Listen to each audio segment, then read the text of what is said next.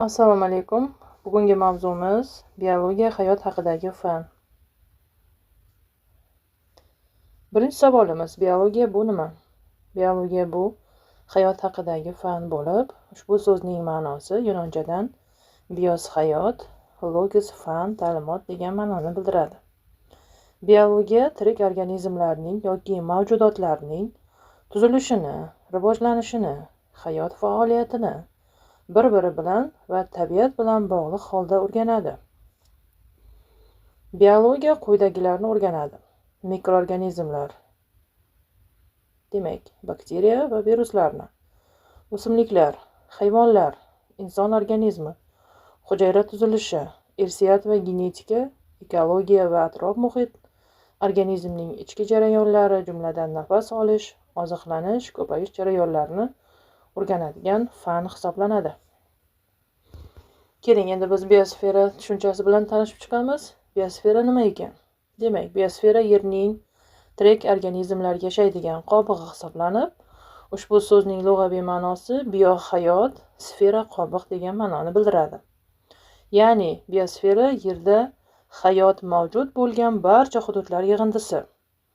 Unga barcha o'simliklar, hayvonlar, insonlar, mikroorganizmlar va ular yashaydigan muhit kiradi. Biosfera 3 ta asosiy qismni o'z ichiga oladi. Demak, aynan bekorga 3 ta qism deyilmadi. Aynan o'sha qismlarda, keling, hozir tanishib chiqamiz. Hayot mavjud bo'ladi, tirik organizmlar uchrashini kuzatamiz. Birinchisi atmosfera, ikkinchisi gidrosfera va uchinchisi litosfera. Atmosferaning quyi qatlamlari asosan troposfera, taxminan 10-15 kilometrgacha. Qushlar, hasharotlar, mikroorganizmlar yashaydi. Quyi qavatlarni nazarda tutyapmiz. O'simliklar uchun zarur bo'lgan gazlar, kislorod va karbonat angidrid aynan o'sha atmosferaning quyi qatlamlarida mavjud. Gidrosfera, suv qatlami ham deyiladi ikkinchi nomi. Aynan yer yuzidagi o'sha dengiz, okean, ko'l, daryo va yer osti suvlari aynan o'sha biosferaning gidrosfera qatlamini tashkil etadi.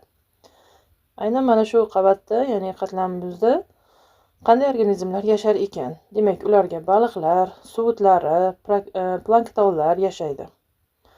Hayot okean tubining bir necha kilometr chuqurlikkacha uchraydi. Bu degani, demak, hayot ma'lum bir chuqurlikkacha mavjud, lekin bu hamma joyda ham hayot bor degani emas ekan.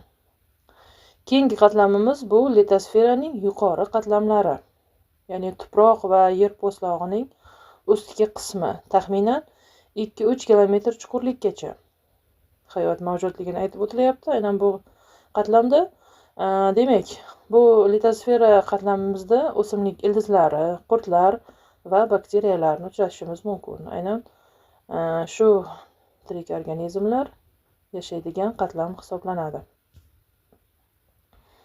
Siz biologiya fani qanday sohalari borligini bilasizmi? Keling, unda tanishib ko'ramiz. Demak, anatomiya, genetika, mikrobiologiya, fiziologiya, mikologiya, ekologiya, embriologiya va sitologiya kabi sohalar mavjud. Anatomiya bu tirik organizmlarning, ayniqsa odam tanasining tuzilishini o'rganadigan soha hisoblanadi. U quyidagilarni tekshiradi: organlar, jumladan yurak, o'pka, jigar va boshqalar. Organlar tizimi qon aylanish, nafas olish va hazm qilish sistemalarini hamda tayanch harakatlanish sistemasiga mansub bo'lgan skelet va mushaklarni tuzilishini o'rganar ekan. Keyingi sohamiz bu genetika. Irsiyat va o'zgaruvchanlikni o'rganadi. Jumladan genlar va DNK, belgilarning ota-onadan farzandga o'tishi, irsiy kasalliklarni, mutatsiyalarni o'rganadi. Genetika nasldan naslga belgilar o'tishini o'rganadigan soha hisoblanar ekan. Keling, keyingi soha bilan tanishib chiqamiz. Bu mikrobiologiya. Nomidan ham bilishimiz mumkinki, mikroorganizmlarni o'rganadigan soha hisoblanadi. Bularga bakteriyalar, viruslar, zamburug'lar, ba'zi suvutlarni aytib o'tishimiz mumkin.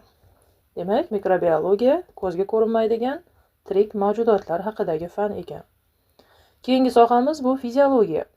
tirik organizmlarning hayotiy faoliyatini o'rganadi. Masalan, yurak qanday uradi, nafas olish va hazm jarayoni, mushaklarning harakatlanishi, gormonlar va nervlar ishlashi holatlarini, demak, fiziologiya sohasi bilan bog'liq ekan o'rganish. Keyingi sohamiz bu mikologiya, aynan zamburug'larni o'rganadigan soha hisoblanadi.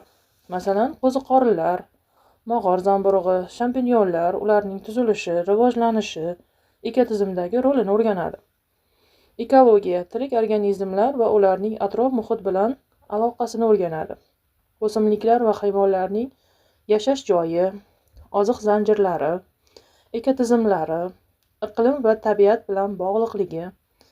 Demak, aynan ekologiya sohasi bilan bog'liq ekan. Ekologiya demak tabiat va hayot aloqalarini o'rganuvchi fan. Keyingi sohalarimiz bu embriologiya va sitologiya. Keling, ularni aynan qanday jarayonlarni o'rganish haqida, nimani o'rganish haqida batafsil demak ko'rib chiqamiz. Embriologiya sohasi organizmning urug'lanishdan tug'ilgunga qadar rivojlanishini o'rganadi. Masalan, urug'lanish jarayoni, embrionning shakllanishi, organlar tizimining hosil bo'lishi jarayonlari aynan mana shu sohani o'z ichiga qamrab olar ekan. Keyingi sohamiz bu sitologiya. Sitologiya hujayra tuzilishi va faoliyatini o'rganadigan soha. Masalan, hujayraning organoidlari, yadro, mitoxondriya va boshqalar. Hujayrada modda va energiyaning almashinuvi, hujayra bo'linishi va uning o'limi. Demak, har bu yuqorida keltirilgan misollarda sitologiya sohasining vazifalarini ko'rishimiz mumkin. Biologiyan tadqiqot metodlari.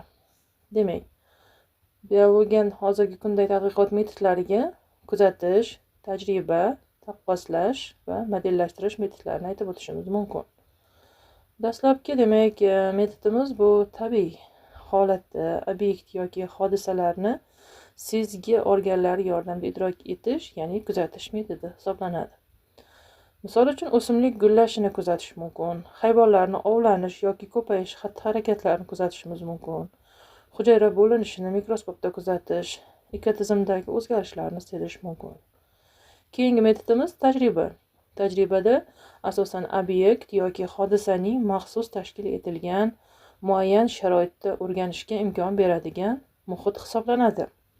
Obyektni maxsus sharoitda tekshirish, natijalarini o'lchash va qayd etish mumkin. Olingan ma'lumotlarni tahlil qilib xulosa chiqarish hamda natijalarni takrorlanadigan bo'lishi kerak. Keyingi metodlarimiz taqqoslash va modellashtirish. Demak, taqqoslash metodimiz bu ikki yoki undan ortiq obyekt, hodisa yoki organizmlarning bir-biri bilan solishtirib, o'xshash va farqli tomonlarini aniqlash usuli. Obyektlar orasidagi o'xshashlik va farqlarni aniqlash mumkin. Tabiiy va laboratoriya sharoitida qo'llanilishi mumkin. Natijalarni jadval, diagramma yoki rasm shaklida yozish mumkin. Keyingi metodimiz bu modellashtirish metodi.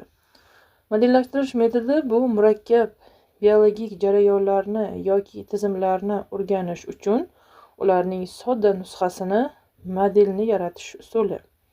Model so'zining ma'nosi modul so'zidan olingan bo'lib, demak, o'lchov, me'yor degan ma'noni bildirar ekan. Xo'p, yana bir tushunchasini aytib o'tadigan bo'lsak, biologik obyekt yoki obyektlar sistemasining obrazi, ya'ni namunasi ham hisoblanar ekan. Murakkab jarayonlarni soddalashtirib ko'rsatadi. Demak, aynan shu metod natijalarni oldindan bashorat qilish mumkin va tajribani xavfsiz va oson amalga oshirishga yordam beradi. Bugungi, demak, biologiya fan sifatida deb nomlangan mavzumizni qisqacha ko'rinish shundan iborat edi. E'tiboringiz uchun rahmat.